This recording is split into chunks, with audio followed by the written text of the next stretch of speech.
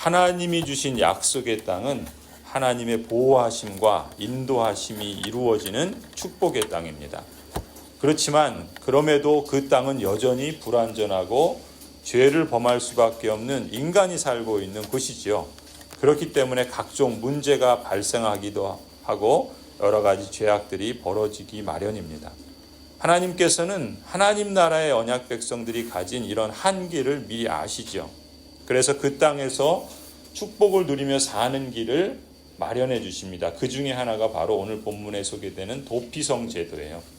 이 도피성이라는 것은 3절의 표현대로 보시면 살인자라 할지라도 무고한 경우에 도망가서 피하면 보호해 주는 성이 바로 도피성입니다.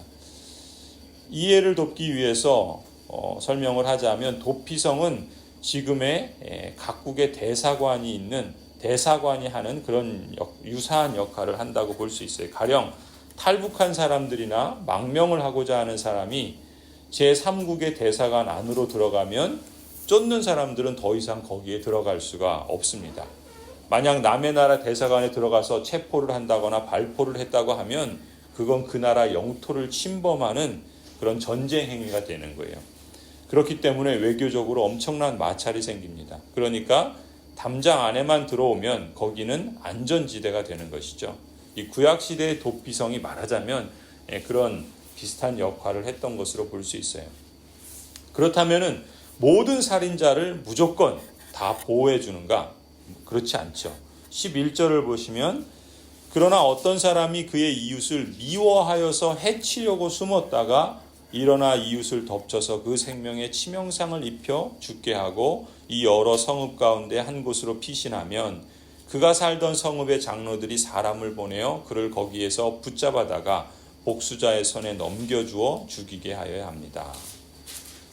의도적으로 미워하는 마음을 평소에 품고 있다가 계획을 세우고 그 일을 실행하는 이런 일을 했는데 그래서 이웃을 피해를 주고 또 치명상을 입혀 죽게 했는데 도피성에 피하면 그런 사람도 살려줘야 되느냐? 그렇지 않다는 거죠. 이 고대의 법 제도는 아주 단순한 법이 하나 있었죠. 동해보복법이라는 게 있었어요. 우리 그 본문 마지막 절에 있는 것처럼 눈에는 눈, 이에는 이 이렇게 갚으라는 거예요. 우리가 세계사 시간에 배웠던 함무라비 법전이라는 것도 동해보복법을 기초로 하고 있죠. 오늘 이스라엘에 하나님께서 주신 율법도 마찬가지였습니다.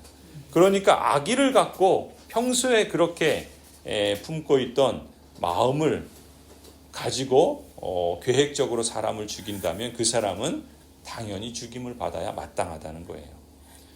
그런데 인간의 문제가 그리 단순한 게 아니잖아요. 살다 보면 의도하지 않았는데 실수로 해를 끼칠 수도 있고 때로는 자신이 범한 것이 아님에도 불구하고 누명을 쓰는 경우도 있단 말이죠.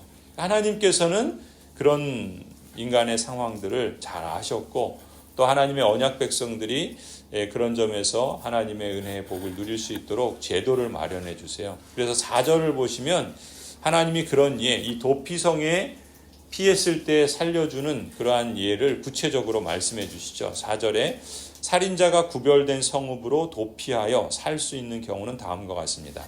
일찍이 미워한 일이 없는 이웃을 뜻하지 않게 죽인 경우. 이런 경우에는 도피성에 피했을 때 살려주는 거예요. 또 5절 어떤 사람이 이웃과 함께 나무하러 숲속으로 들어가서 나무를 찍다가 도끼가 자루에서 빠져나가 신구를 쳐서 그가 죽었을 경우에 죽인 그 사람이 그 구별된 세 성읍 가운데 한 곳으로 피신하면 살 수가 있습니다.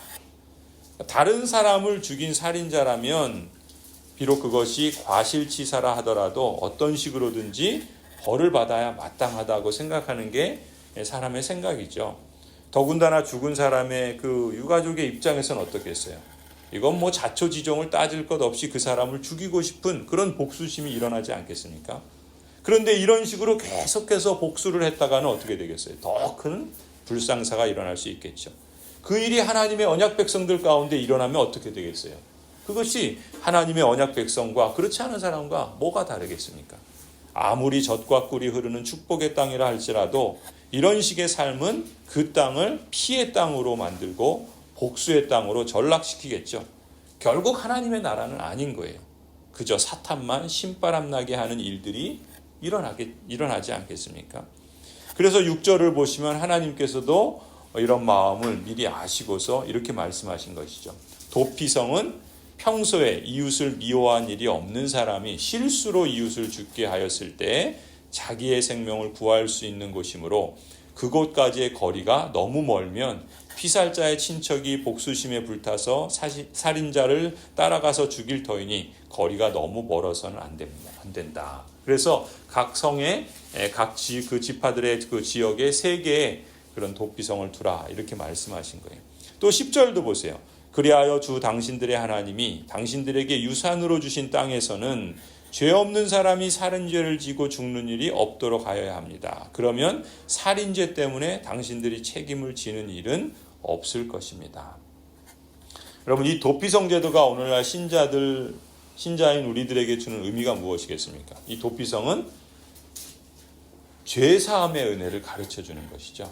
말로나 행위로나 지은 크고 작은 모든 죄에 대해서 인과응보라고 하는 이 상식대로 한다면 마땅히 모든 사람이 그 죄에 대한 대가를 치러야 하지 않겠습니까? 특히 내가 피해자라고 한번 생각해 보세요. 그것을 되갚아주고 싶은 복수심은 어찌 보면 당연하다고 생각하지 않겠습니까? 그런데 하나님께서는 그런 인간의 사회의 상식이나 법과는 달리 분명히 죄를 지은 사람임에도 불구하고 그 죄값을 당사자가 받지 않고 용서받을 수 있는 길을 열어놓으신 것이죠. 하나님께서 그렇게 하신 의도는 말씀하신 것처럼 보복과 복수라는 악순환이 아니라 죄사함과 용서라는 선순환의 길을 열어주신 거예요. 이 죄사함의 은혜야말로 죄와 사망의 저주에 빠진 인생에게 있어서 가장 요긴한 축복이 아닐 수 없는 것이죠. 제 아무리 젖과 꿀이 흐르는 땅이라 할지라도 결코 세상이 주지 못하는 이 놀라운 도피성, 우리의 인생을 죽음의 공포로부터 완전히 해방되게 해주는 이 은혜로운 도피성, 그것은 바로 은혜로우신 하나님께서 죄사함의 은혜를 베풀어 주는 이 도피성 제도를 통해서 죄 많은 인생에게 진정한 안식과 축복을 가져다주는 은혜의 원리를 베풀어 주신 것이라고 볼 수 있습니다. 다만 우리가 이제 여기서 또 염두에 둘 것은 민수기 35장에 가시면은 이 살인자가 도피성에 머무를 수 있는 기간을 규정해 두셨어요. 이 살인자가 실수로 또 부지불식간에 이런 일들이 벌어졌을 때 도피성에 피했을 때 도피성에 머물 수 있는 기간은 그 당시 대제사장이 죽기까지입니다. 그러니까 대제사장이 죽을 때까지는 그 도피성에 머물 수 있는 거예요. 그러면은 살인을 범했다 할지라도 의도하지 않고 또 부지불식간에 그런 과오로 인해서 그런 경우에 이 사람을 계속해서 살려주죠. 그런데 만약 대제사장이 죽게 되면 어떻게 될까요? 그러면 더 이상 안전장치가 없잖아요. 그래서 하나님께서 민수기 35장 28절에 이렇게 말씀하세요. 그 살인자는 더 이상 자기 죄에 대한 책임을 물지 않고 안전하게 자기 고향으로 돌아갈 수 있도록 명령을 주세요.